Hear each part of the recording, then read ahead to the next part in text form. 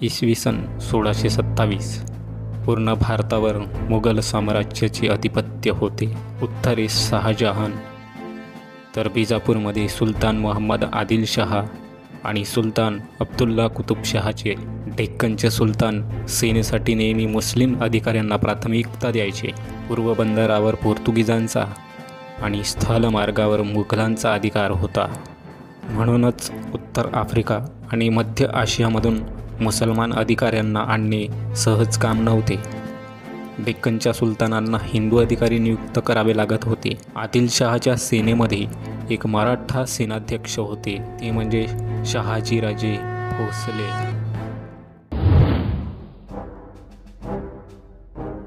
शहाजी महाराज सेनेमध्ये उच्च पदावर विराजमान होते.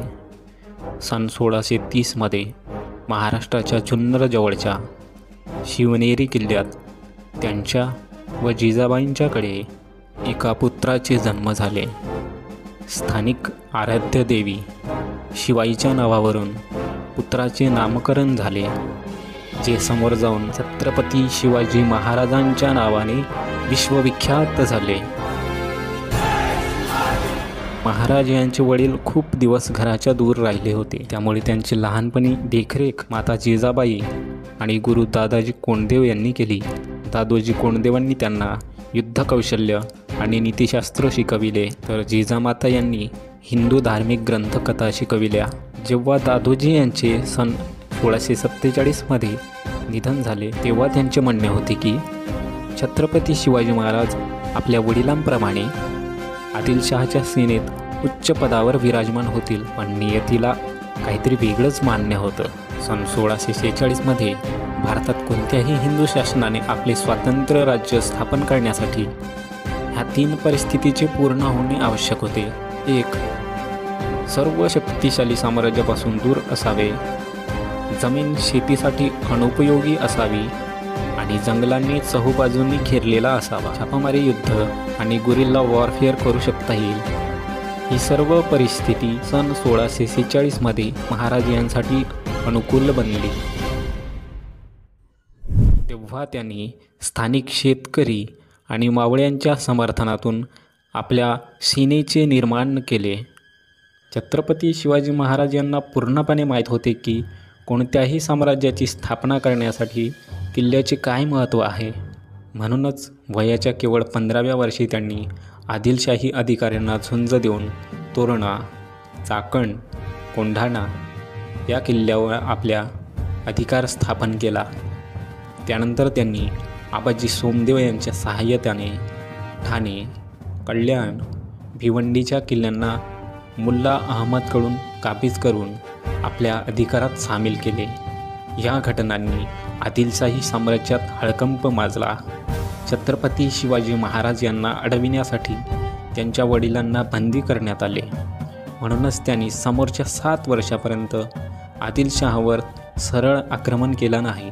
छत्रपती शिवाजी महाराजांनी ह्या काळात आपल्या सेनेला वाढविण्यात आणि प्रभावशाली देशमुखांना आपल्याकडे समावेश करण्यात लक्ष दिले. हळूहळू त्यांनी आपली विशाल सेना निर्माण केली, ज्याची घोडदळ सेना नेताजी पलकर यांनी तर पायदळ सेना येसाजी कंक यांनी सांभाळली. ह्या काळात छत्रपती शिवाजी महाराज यांच्याजवळ 40 किल्ले ताब्यात आलेले होते. छत्रपती शिवाजी महाराज यांच्या वाढत्या प्रभावाला अडविण्यासाठी सन 1659 बिजापूरच्या बढीसाहेबा यांनी अफजल खानला 10,000 शिपायांसह छत्रपती शिवाजी महाराज यांच्यावर आक्रमण करण्याचे आदेश दिले. अफजल खान हा आपल्या क्रूरते आणि ताकदीसाठी ओळखला जात होता. त्याने छत्रपती शिवाजी महाराज यांना खुल्या युद्धासाठी उकसावण्याच्या उद्देशाने अनेक मंदिरांना तोडले आणि असंख्य बेकसूर नागरिकांचे कत्ल केले. पण छत्रपती शिवाजी महाराज यांनी चतुराई आणि रणकौशल्याचे परिचय देत गनिमी काव्य पद्धतीने युद्ध सुरू ठेवले. ह्यावेळेस ते प्रतापगड किल्ल्यात होते, जे 4ही बाजूनी घनदाट जंगलांनी घेरलेला होता. शेवटी अफजल खान यांनी छत्रपती शिवाजी महाराज यांना धोका देऊन मारण्याची योजना आखली. त्याने छत्रपती शिवाजी महाराजांना भेट घेण्याचा संदेश पाठवला. जेव्हा ते भेटले अफजल खान याने आपल्या मजबूत पकडीत छत्रपती शिवाजी महाराज यांना दाबून मारण्याचा प्रयत्न केला, पण छत्रपती शिवाजी महाराज आधीच सावध होते. आपल्या लपवून ठेवलेल्या वाघनखांनी त्यांनी अफजल खानचे पोट फाडून काढले. जो अफजल खान महाराजांपेक्षा 2 पटीने विशालकाय होता. त्यानंतर प्रतापगडच्या लढाईत छत्रपती शिवाजी महाराज अफजल खानच्या सीनेला मात देऊन पळून लावले. शक्तिशाली अफजल खानची हार झाल्याने बिजापूरचा सुलतान स्तब्ध झाला आणि यावेळेस रुस्तम जमानला पाठविण्यात आले. 28 डिसेंबर 1659 छत्रपती शिवाजी महाराज यांनी रुस्तम जमानच्या सेनेवर समोरासमोरचे युद्ध पुकारले. सोबतच महाराजांच्या सेनेच्या आणखी 2 तुकड्यांनी दोन्ही दिशांनी रुस्तम जमानच्या फौजावर आक्रमण केला. रुस्तम जमान लाजिरवाण्या स्थितीत युद्धाच्या मैदानातून आपले प्राण वाचवून पळून गेला. शेवटी 1660 आदिलशहाने सिद्दी जोहर या आपल्या सेनापतीला छत्रपती शिवाजी महाराजांवर आक्रमण करण्यास धाडले. महाराज पन्हाळा किल्ल्यात होते आणि सिद्दी जोहरच्या सेनेने पन्हाळा किल्ल्यास 4ही बाजूने घेरले. छत्रपती शिवाजी महाराज यांनी सिद्दी जोहरला भेटण्याचे संदेश पाठविले आणि जेव्हा ते भेट घेतले त्याचवेळी आदिलशहांना संदेश पाठविला की सिद्दी जोहर त्यांच्याशी गद्दारी करत आहे. यामुळे आदिलशहा व सिद्दी जोहर यांच्यात युद्ध निर्माण झाले, ज्याचा फायदा घेऊन छत्रपती शिवाजी महाराज एका रात्री आपल्या 5000 शिपायांसमवेत पन्हाळा किल्ल्यातून बाहेर निघून आले. बाजीप्रभू देशपांडे यांनी त्याच वेळेस आपल्या विरोधी सेनेला युद्धात गुंतवून ठेवले. त्यामुळे छत्रपती शिवाजी महाराज सकुशल विशालगडात पोहोचले. या लढाईत बाजीप्रभू देशपांडे यांना विरोधकांची झुंज देत वीरमरण आले. त्यांना महाराष्ट्राच्या इतिहासातील एक महान योद्धा म्हणून मानले जाते. त्यानंतर बिजापूरच्या बडी बेगमनी औरंगजेबकडे छत्रपती शिवाजी महाराज यांना पकडण्याची विनंती केली. त्याने आपले मामा शाहिस्तेखानला 1,50,000 सैनिकांसोबत छत्रपती शिवाजी महाराजांशी युद्ध करण्यास पाठविले. शाहिस्तेखानने आपली विशाल सेनेच्या बळावर पुणेवर कब्जा केला आणि छत्रपती शिवाजी महाराजांच्या निवासस्थानी लाल महालावर आपले बस्तान मांडले. महाराजांनी चपळाईने आपल्या 400 शिपायांसोबत लग्नातील वराडींच्या वेशात पुणेत प्रवेश केला. रात्रीच्या वेळी महाराजांनी सरळ शाहिस्तेखानावर प्रखर हमला केला. शाहिस्तेखानाने आपले प्राण वाचविण्यासाठी किल्ल्याच्या खिडकीतून उडी मारली, पण छत्रपती शिवाजी महाराजांच्या तलवारीच्या प्रहाराने अफजल खानची हाताची बोटे कापली गेली. बोटे तर गेलीच, पण या घटनेने शाहिस्तेखानाची इज्जत पण गेली. नंतर छत्रपती शिवाजी महाराजांनी मुघलांचे व्यावसायिक केंद्र सुरतवर आक्रमण करून सुरतेस अस्तव्यस्त केले.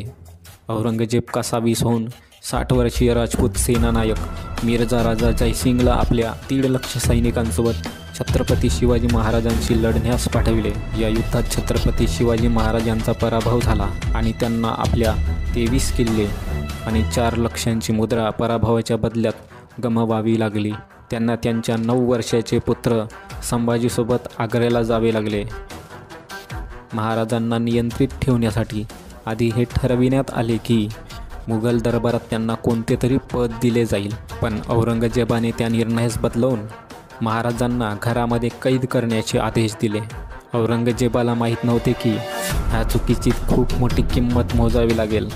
महाराजांनी आजार असल्याचा सोंग केला आणि आपल्या आजारपणास दूर करण्यासाठी आशीर्वाद भेटावा म्हणून साधू संतांना आणि फकीरांना दररोज मिठाई आणि उपहार धाडण्याची इच्छा प्रकट केली. एक दिवस ते स्वतः श्रमिकांच्या वेशभूषेत साहित्याच्या डब्यात संभाजींना लपवून बाहेर आले आणि ते मथुरा, काशी, गया, पुरी यानंतर गोलकोंडा आणि बिजापूर असा प्रवास करून रायगडावर पोहोचले. सन 1670पर्यंत छत्रपती शिवाजी महाराज यांनी कित्येक युद्ध लढून 4 महिन्यांच्या आत आपल्या राज्यातील भाग मुघलांपासून स्वतंत्र केला. सन 1671 1674पर्यंत औरंगजेबाने भरपूर प्रयत्न केले, पण ते सर्व निष्फळ ठरले. त्याने आपले उत्तम युद्धकर्ते जसे दाऊद खान आणि मोहम्मद खान यांना छत्रपती शिवाजी महाराजांशी लढण्यास पाठविले, परंतु सगळ्यांची निराशा झाली, पराभव झेलावा लागला.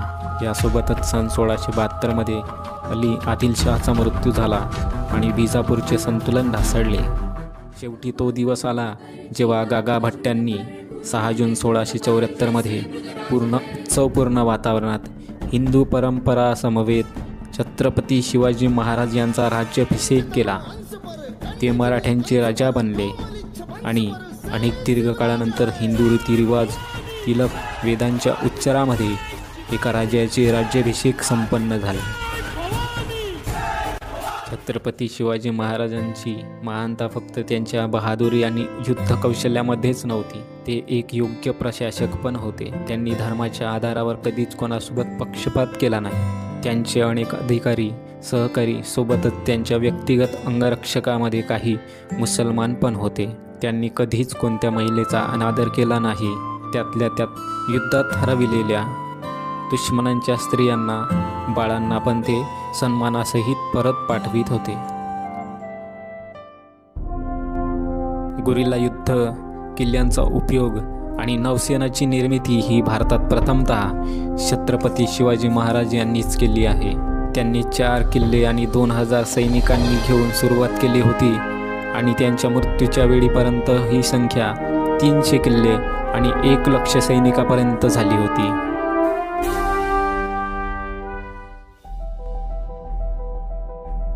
मार्च 1680 छत्रपती शिवाजी महाराज यांचे स्वास्थ्य खराब झाले.